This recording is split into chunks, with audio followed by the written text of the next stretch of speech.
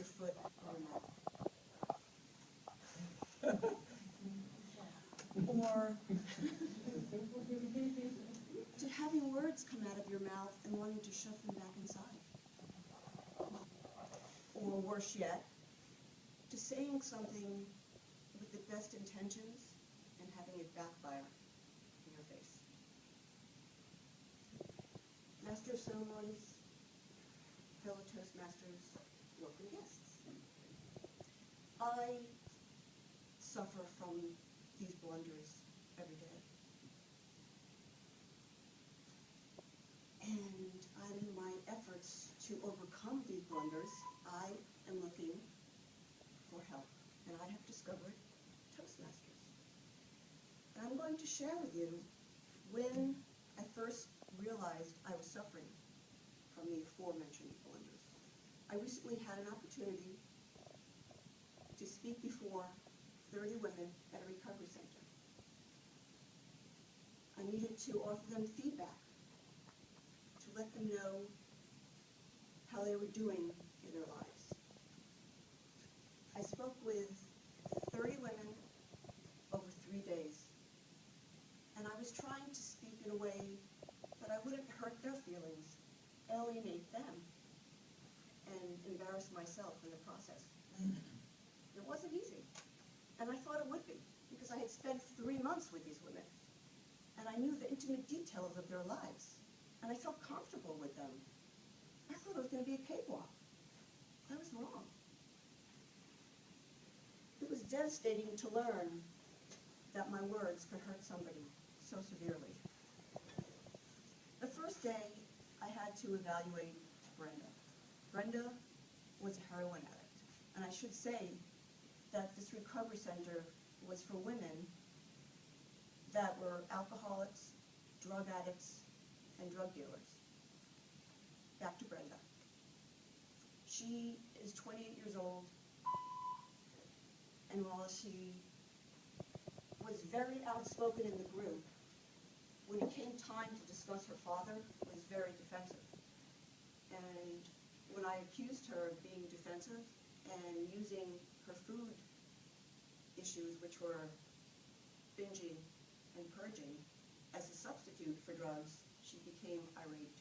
She stood up and walked out of the room. And I couldn't believe it. I thought I was going to do great at this job. A couple of hours later, I received a letter from her. And she said I was very judgmental, which I thought was very ironic, because really as an evaluator, I was supposed to be judging her, sizing her up.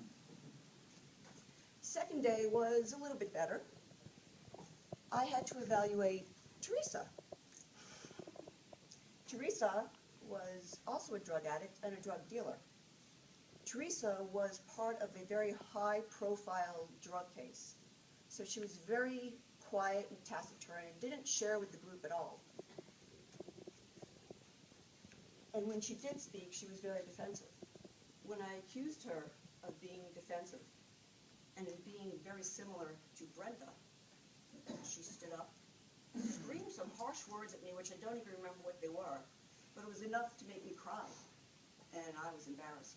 As a facilitator, I was not supposed to be crying. I was supposed to be in control of my emotions.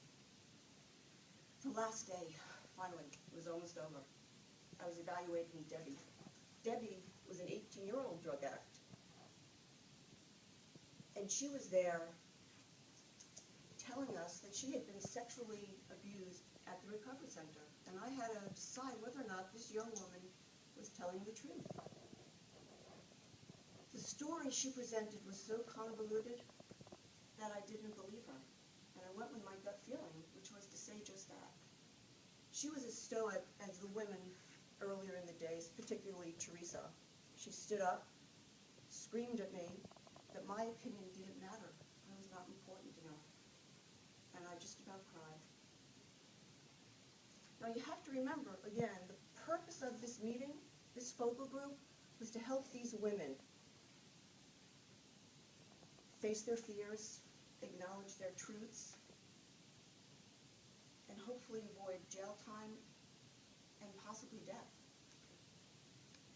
And I thought going into this group that they would change, I would be able to change their lives, but they in effect have changed my life. I realized I needed to learn how to speak correctly.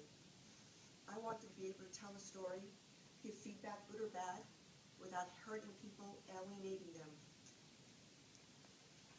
After the 3 days of evaluation, I received my own from my director. She sat me down and she said, "Kathy, you did a great job. You dealt with 30 women, you only lost 3.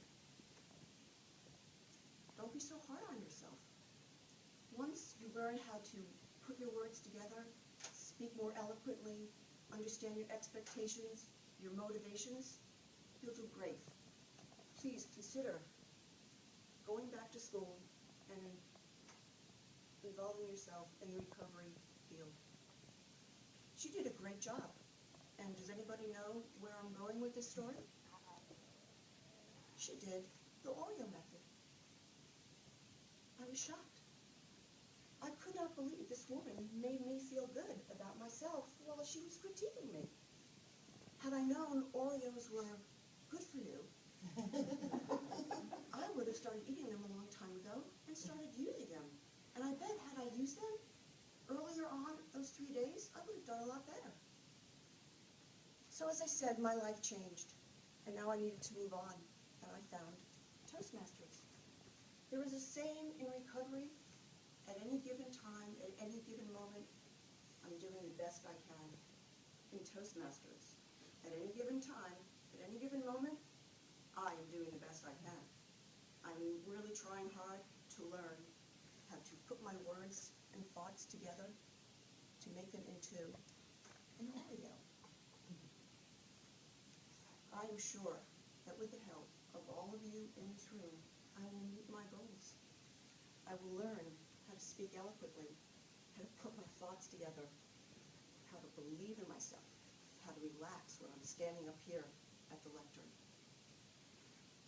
so that I never again stick my foot in my mouth, embarrass myself or others.